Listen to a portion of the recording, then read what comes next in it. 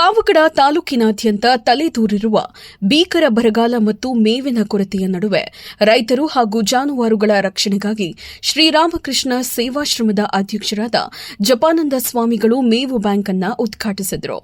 ಕಾರ್ಯಕ್ರಮವನ್ನು ಉದ್ದೇಶಿಸಿ ಮಾತನಾಡಿದ ಪ್ರತಿಷ್ಠಾನದ ಶ್ರೀಗಳು, ಇನ್ಫೋಸಿಸ್ ಸಹಕಾರದೊಂದಿಗೆ ಆಶ್ರಮವು ಸತತವಾಗಿ ಸಾಮಾಜಿಕ ಸೇವೆಗಳಲ್ಲಿ ತೊಡಗಿಸಿಕೊಂಡಿದೆ.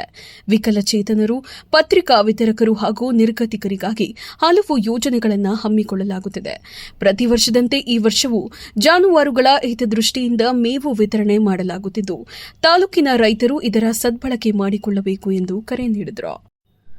ನಮಶ್ರೀ ಯತಿರಾಜಾಯ ವಿವೇಕಾನಂದ ಸೂರಯೇ ಸಚ್ಚಿ ಸ್ವರೂಪಾಯ ಸ್ವಾಮಿನೇ ತಾಪಹಾರಿಣೆ. ಆತ್ಮೀಯ ಬಂಧುಗಳೇ, ಈ ದೇಶದ ಜನ ಸಂತೋಷವಾಗಿ ನಗನಗ್ತಾ ಇರಬೇಕು ಅಂದ್ರೆ ರೈತರು ನಗಬೇಕು, ಸಂತೋಷವಾಗಿರ್ಬೇಕು. ಅಲ್ಲಿವರೆಗೆ ರೈತರು ಸಂತೋಷವಾಗಿರ್ತಾರೋ ಅಲ್ಲಿವರೆಗೆ ದೇಶದಲ್ಲಿರೋ ಎಲ್ಲರೂ ಸಂತೋಷವಾಗಿರ್ತಾರೆ. ಇಲ್ಲಿ ಬೇರೆ ಏನು ಸೆನ್ಸೆಕ್ಸ್, ಸ್ಟಾಕ್ ಎಕ್ಸ್ಚೇಂಜು, ಅದು ಇದು ಏನು ಬರೋದಿಲ್ಲ. ಇಲ್ಲಿ ಊಟ, ಹಸಿವನ್ನ ದೂರ ಮಾಡುವಂತವರೇ ರೈತರು. ಬಹಳ ಚೆನ್ನಾಗಿ ಹೇಳಿದ್ರು ನಮ್ಮ ನರಸಿಂಹ ರೆಡ್ಡಿಯವರು. ಹಾಗೆ ನಾನು ಸ್ವಲ್ಪ ನಿಧಾನ ಮಾಡೋಣ, ಇಲ್ಲಿ ಇನ್ನು ಮಳೆ ಬರೋ ಚಾನ್ಸಸ್ ಇದೆ ಅಂತ ನೋಡ್ತಾ ಇದ್ದೆ. ಅಷ್ಟರಲ್ಲಿ ಅಲ್ಲಿ ಕೂತ್ಕೊಂಡಿದ್ದಾರೆ ನೋಡಿ ತಾಯಂದ್ರು, ಅವರೆಲ್ಲ ಬಂದು ಅಲ್ಲಿ ನಮ್ಮ ರೈತಾಪಿ ಜನ ಗೋಪಾಲಕರು ಅವರೆಲ್ಲ ಬಂದು ಸ್ವಾಮೀಜಿ ಯಾವಾಗ ಶುರು ಮಾಡ್ತೀರಾ ಅಂತ ಕೇಳ್ತಾ ಇದ್ರು. ನಾನು ಚಳ್ಳಕೆರೆಯಲ್ಲಿ ಶುರು ಮಾಡಿ ನಾವು ಆಗ್ಲೇ 1 ತಿಂಗಳಾಗಿದೆ. ಸುಮಾರು 8,000 ಹಸುಗಳನ್ನ ನೋಡ್ಕೋತಾ ಇದ್ದೀವಿ.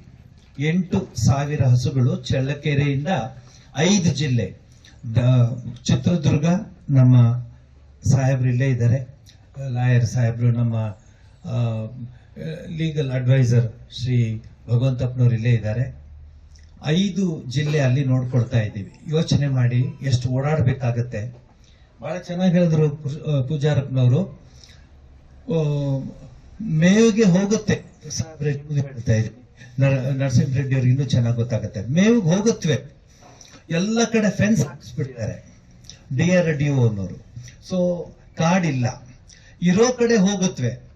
ಬರುವಾಗ ಪ್ರತಿ ದಿವಸ ಕಣ್ಣಲ್ಲಿ ನೀರು ಹಾಕೊಂಡು ಹೇಳ್ತಾನೆ ರೈತ, 2ರಿಂದ 5 ಹಸುಗಳು ಸತ್ತೋಗ್ಬಿಡುತ್ತೆ, ಕರುಗಳು ಸತ್ತೋಗ್ಬಿಡುತ್ತೆ. ವಾಪಸ್ ಬರಕ್ಕಾಗಲ್ಲ, ಅಷ್ಟು ದೂರ ನಡ್ಕೊಂಡ್ ಬರಕ್ಕಾಗಲ್ಲ, ನೀರಿಲ್ಲ. ಆ ಚಿತ್ರಗಳನ್ನು ನಿಮಗ್ ನಾನು ತೋರ್ಸಕ್ ಹೋಗಲ್ಲ. ಆಗ್ಲೇ ಅದು ಮೇಡಮ್ ಹೇಳ್ದಂಗೆನೆ ಅವರವರ ಫೋನಲ್ಲಿ ಕಳಿಸ್ತಿದ್ದೀನಿ. ಆ ಒಂದು ಚಿತ್ರ ಬಂದ ದಿವಸ ನನಗೆ ರಾತ್ರಿ ಎಲ್ಲ ನಿದ್ದೆ ಬರಲಿಲ್ಲ. ಕರುಗಳು ಪಾಪ ತಾಯಿನ ಬಿಟ್ಟಿರಕ್ಕಾಗಲ್ಲ ಅಂತ ತಾಯಿ ಜೊತೆ ಹೋಗಿವೆ. ಬರುವಾಗ ಹೆಣವಾಗ ಅಲೆ ಬಿದ್ದಿದೆ.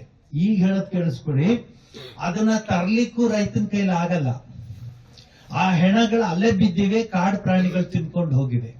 ಇದ ನಮ್ ದೇಶ. ಮಾತೆತ್ರೆ ರೈತರು ಉಳುವ ಯೋಗಿ ಅಂತೆಲ್ಲ ಹಾಡ್ತಿರ್ತೀವಿ. ಆದ್ರೆ ಆ ಯೋಗಿಗೆ, ಆ ರೈತರಿಗೆ ನೋಡ್ಕೊಳ್ಳೋದಕ್ಕೆ ನಮ್ ಕೈಲಿ ಆಗ್ತಿಲ್ಲ. ಆ ಕಾರಣದಿಂದ ಶ್ರೀಮತಿ ಸುಧಾಮೂರ್ತಿ ಹಾಗೂ ಇನ್ಫೋಸಿಸ್ ಫೌಂಡೇಶನ್ ಅವರ ಗಮನಕ್ಕೆ ತಂದಾಗ ತಕ್ಷಣ ಶುರು ಮಾಡಿ ಸ್ವಾಮೀಜಿ ಅಂದ್ರು.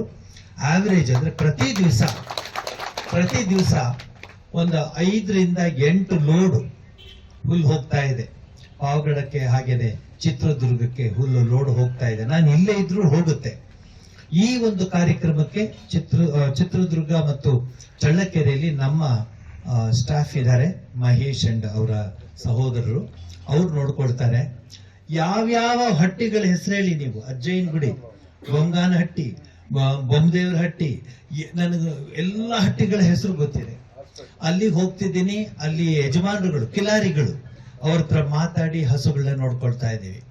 ಅವರ ಒಂದು ವಿಶಿಷ್ಟ ಜೀವನ ಅದು ಹೇಗಿದೆ ಅಂದ್ರೆ, ಹಾಲು ಮಾರಲ್ಲ, ಇದು ಸಗಣಿ ಮಾರಲ್ಲ, ಹಸು ಮಾರಲ್ಲ. ತಮ್ಮ ತಲತಲಾಂತರದಿಂದ ಬಂದಿರುವಂತಹ ಒಂದು ಜೀವನದ ಆ ಒಂದು ಚಕ್ರವನ್ನು ನಡೆಸ್ಕೊಂಡು ಹೋಗ್ತಾ ಇದ್ದಾರೆ ಇವರು. ರೈತ ಸಂಘದ ನರಸಿಂಹರೆಡ್ಡಿರವರು ಮಾತನಾಡಿ, ಈ ಕೆಲಸ ಸರ್ಕಾರ ಮಾಡಬೇಕಾದ ಕೆಲಸವನ್ನ ಸ್ವಾಮೀಜಿರವರು ಮಾಡುತ್ತಿದ್ದಾರೆ. ಬೇಸಿಗೆಯಲ್ಲಿ ಮೇವಿನ ಕೊರತೆಯಿಂದ ಕಂಗಾಲಾಗುವ ರೈತರಿಗೆ ಆಶ್ರಮವು ಪ್ರತಿ ವರ್ಷ ಆಸರೆಯಾಗುತ್ತಿದೆ. ಸರ್ಕಾರ ಇನ್ನು ಗೋಶಾಲೆಗಳನ್ನು ತೆರೆಯದಿರುವುದು ವಿಷಾದನೀಯ ಎಂದು ಈ ಸಂದರ್ಭದಲ್ಲಿ ತಿಳಿಸಿದರು. ಸ್ವಾಮಿ ಜಪಾನಂದಜಿ ಅವರ ನೇತೃತ್ವ ಮತ್ತು ಇನ್ಫೋಸಿಸ್ ರವರ ಸಹಯೋಗದೊಂದಿಗೆ ಪ್ರತಿ ವರ್ಷದಂತೆ ಇಲ್ಲಿ ಸ್ವಾಮೀಜಿಯವರು ಆಡು ಮುಟ್ಟದ ಸೊಪ್ಪಿಲ್ಲ ಅಂತ ವಿಧ ವಿಧವಾದಂತಹ ಕಾರ್ಯಕ್ರಮಗಳನ್ನು ಹಮ್ಮಿಕೊಂಡು ರೈತರ ಪಶುಗಳಿಗೆ ಮೇವನ್ನ ವಿತರಣೆ ಮಾಡೋದು ಪ್ರತಿ ವರ್ಷ ಕೂಡ ಸ್ವಾಮೀಜಿಯವರು ಮಾಡ್ತಾ ಇದ್ದಾರೆ.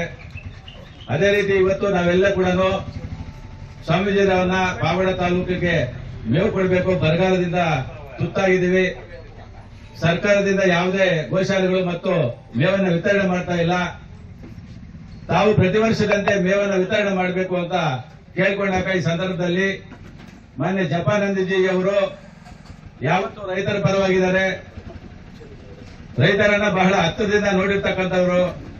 ಅವರು ಕೂಡ ತಾಲೂಕಿನ ಮೂಲೆ ಮೂಲೆ ಕೂಡ ಪ್ರವಾಸ ಮಾಡಿ ಯಾವ ಪರಿಸ್ಥಿತಿಯಲ್ಲಿ ರೈತರಿದ್ದಾರೆ, ರೈತರ ಆಸ್ತಿ ಪಶುಗಳಾಗಿರೋದ್ರಿಂದ ಆ ಆಸ್ತಿಯನ್ನು ಉಳಿಸ್ಕೋಬೇಕು, ಒಂದು ಗೊಬ್ಬರ ಬೇಕು, ಒಂದು ಹಾಲು ಬೇಕು. ನಮಗೆ ಪಶು ಸಾಂಗೋಪನ ಇಲ್ಲದಿದ್ರೆ ರೈತ ಉಳಿಯೋದಕ್ಕೆ ಸಾಧ್ಯವೇ ಇಲ್ಲ. ಆದ್ದರಿಂದ ನಮ್ಮ ಪಶುಗಳಿಗೆ ನಾವು ಮೇವಿಗೋಸ್ಕರ ಸ್ವಾಮಿಯನ್ನ ಬೇಡಿಕೊಂಡಾಗ ಸ್ವಾಮೀಜಿಯವರು ಒಪ್ಪಿ ಇವತ್ತು ಮೇವು ವಿತರಣೆಯನ್ನ ಪ್ರಾರಂಭಿಸ್ತಾ ಇದ್ದಾರೆ. ಅವರಿಗೆ ನಮ್ಮ ಪಾವಗಡ ತಾಲೂಕಿನ ಎಲ್ಲ ರೈತರ ಮತ್ತು ರೈತ ಸಂಘಟನೆಯಲ್ಲಿ ಸ್ವಾಗತವನ್ನ ಅರ್ಪಿಸ್ತಾ ಮನವಿಯನ್ನ ಅತಿ ಹೆಚ್ಚಿನದಾಗಿ ಮಳೆ ಬರುವವರೆಗೂ ಕೊಡಬೇಕು ಅಂತ ಈ ಸಂದರ್ಭದಲ್ಲಿ ಮನವಿಯನ್ನ ಕೊಡ್ತಾ ಸ್ವಾಮೀಜಿ ಅವರಿಗೆ ಎಲ್ಲಾ ತಾಲೂಕಿನ ಎಲ್ಲಾ ರೈತರ ಪರವಾಗಿ ನಮಸ್ಕಾರಗಳನ್ನು ತಿಳಿಸ್ತಾ ಸದಾ ನಮ್ಮ ರೈತರ ಸೇವೆಗೋಸ್ಕರ ಶ್ರಮ ಪಡ್ತಾ ಇರ್ತಕ್ಕಂಥ ಸ್ವಾಮೀಜಿಯವರು ಮತ್ತು ಅವರ ಎಲ್ಲಾ ಸಿಬ್ಬಂದಿ ಕೂಡ ಇವತ್ತು ನಾವು ಶ್ಲಾಘನೆ ಮಾಡಬೇಕಾದಂತ ಸಮಯ.